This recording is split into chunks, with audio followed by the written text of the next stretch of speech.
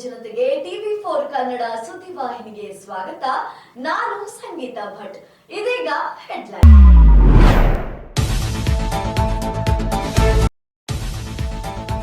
ಬಾಣಂತಿಯರ ಸಾವು ಪ್ರಕರಣಗಳ ವಿಚಾರಣೆಗೆ ಆದೇಶ.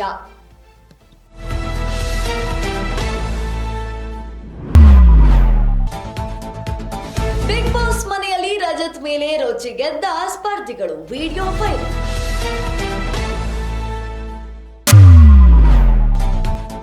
ವೃದ್ಧರನ್ನು ಕಾಯಿಸಿದ 16 ಉದ್ಯೋಗಿಗಳಿಗೆ ಸ್ಟ್ಯಾಂಡ್ ಅಪ್ ಶಿಕ್ಷೆ ನೀಡಿದ್ದ ಸಿಇಒ. ಸಮಾಧಿ ವೇಳೆ ಕಣ್ಣು ಬಿಟ್ಟ ಸಾವನ್ನಪ್ಪಿದ ಮಹಿಳೆ.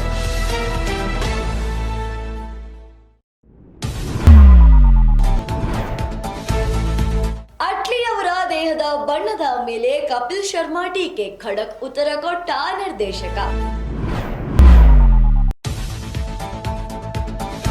ಡಿಸೆಂಬರ್ 31ರಿಂದ ಸಾರಿಗೆ ನೌಕರರ ಅನಿರ್ದಿಷ್ಟಾವಧಿ ಮುಷ್ಕರ.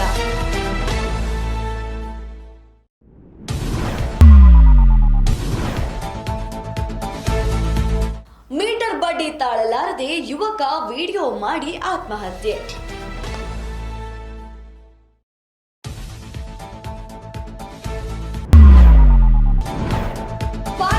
ಮಾನವ ಕಳ್ಳ ಸಾಗಾಣಿಕೆ 22 ವರ್ಷದ ನಂತರ ಭಾರತಕ್ಕೆ ಮರಳಿದ ಮಹಿಳೆ.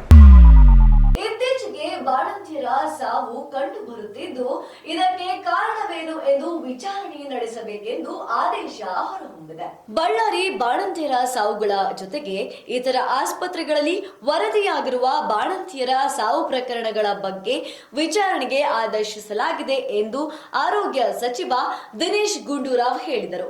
ಇಂದು ಬೆಳಗಾವಿ ವಿಧಾನಸಭಾ ಕಲಾಪದಲ್ಲಿ ಮಾತನಾಡಿದ ಅವರು, ಮುಖ್ಯವಾಗಿ ಆಗಸ್ಟ್ ತಿಂಗಳಿಂದ ರಿಂಗರ್ ಲ್ಯಾಕ್ಟೇಟ್ ಬಳಕೆಯಾಗಲಿರುವ ಆಸ್ಪತ್ರೆಗಳಲ್ಲಿ ಬಾಣಂತಿಯರ ಸಾವು ವರದಿಯಾಗಿದ್ದರೆ ಆಳವಾದ ತನಿಖೆಗೆ ಸೂಚಿಸಲಾಗಿದೆ ಎಂದು ತಿಳಿಸಿದರು. ದಿನದಿಂದ ದಿನಕ್ಕೆ ಬಿಗ್ ಬಾಸ್ ಮನೆಯಲ್ಲಿ ಗದ್ದಲಗಳು ಹೆಚ್ಚಾಗಿ ಆಗುತ್ತದೆ. ನಿನ್ನೆ ಕಲರ್ಸ್ ಕನ್ನಡ ಹರಿಬಿಟ್ಟಂತಹ ಪ್ರೋಮೋದಲ್ಲಿ ರಜತ್ ಮೇಲೆ ಮನೆಯ ಸ್ಪರ್ಧಿಗಳು ರೊಚ್ಚಿಗೆದ್ದ ವಿಡಿಯೋ ಸಖತ್ ವೈರಲ್ ಆಗ್ತಾ ಇದೆ. ಬಿಗ್ ಬಾಸ್ ಕನ್ನಡದ ಸೀಸನ್ 11ರಲ್ಲಿ ವೈಲ್ಡ್ ಕಾರ್ಡ್ ಎಂಟ್ರಿಯ ಮೂಲಕ ಕೊಟ್ಟಿರುವ ರಜತ್ ಅವರ ಆರ್ಭಟ ದಿನೇ ದಿನೇ ಹೆಚ್ಚುತ್ತಿದೆ. 12ನೇ ವಾರದಲ್ಲಿ 10 ಸ್ಪರ್ಧಿಗಳನ್ನ 2 ತಂಡಗಳಾಗಿ ವಿಂಗಡಿಸಲಾಗಿದೆ. ಕರ್ನಾಟಕ ಖದರ್ ಹಾಗೂ ಕರುನಾಡ ಕಿಲಾಡಿಗಳು ತಂಡದ ಮಧ್ಯೆ ಜಿದ್ದಿ ಜೋರಾಗಿದೆ. ಟಾಸ್ಕ್ 1ರಲ್ಲಿ ಚೈತ್ರ ಅವರು ಕೊಡುವ ಫೌಲ್ಗಳಿಂದ ರಜತ್ ಅವರು ಕೆಂಡಾಮಂಡಲವಾಗುವಂತೆ ಮಾಡಿದೆ. ರಜತ್, ಮಂಜು, ಚೈತ್ರ ಮಧ್ಯೆ ಮಾತಿಗೆ ಮಾತು ಬೆಳೆದಿದ್ದು ಹೊಡೆದಾಟಕ್ಕೆ ಇಳಿದಿದ್ದಾರೆ. ವೃದ್ಧರನ್ನು ಕಾಯಿಸಿದ ಕಾರಣ 16 ಮಂದಿ ಉದ್ಯೋಗಿಗಳಿಗೆ ಸ್ಟ್ಯಾಂಡ್ ಅಪ್ ಶಿಕ್ಷೆಯನ್ನ ನೀಡಿದ್ದಾರೆ ಕಂಪನಿಯ ಸಿಇಒ. ಈ ಮೂಲಕ ವಿಡಿಯೋ ಸಖತ್ ವೈರಲ್ ಆಗ್ತಾ ಇದೆ. ನೋಯ್ಡಾ ಪ್ರಾಧಿಕಾರದ ಕಚೇರಿಯಲ್ಲಿ ವೃದ್ಧ ದಂಪತಿಗಳನ್ನ ಕಾಯಿಸಿದ ಅಧಿಕಾರಿಗಳಿಗೆ 20 ನಿಮಿಷಗಳ ಕಾಲ ಸ್ಟ್ಯಾಂಡ್ ಅಪ್ ಶಿಕ್ಷೆ ನೀಡಲಾಯಿತು.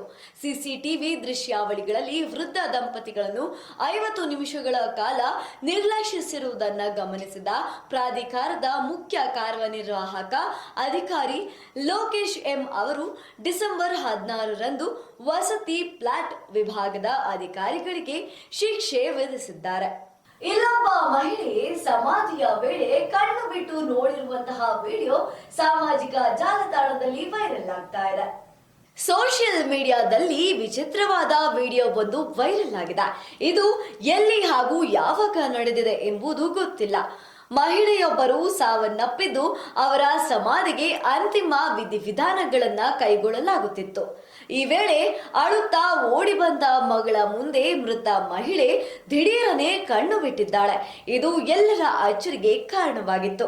ಮತ್ತಷ್ಟು ರೋಚಕ ಸುದ್ದಿಗಳನ್ನ ವೀಕ್ಷಿಸೋಣ ಸಣ್ಣದೊಂದು ವಿರಾಮದ ನಂತರ.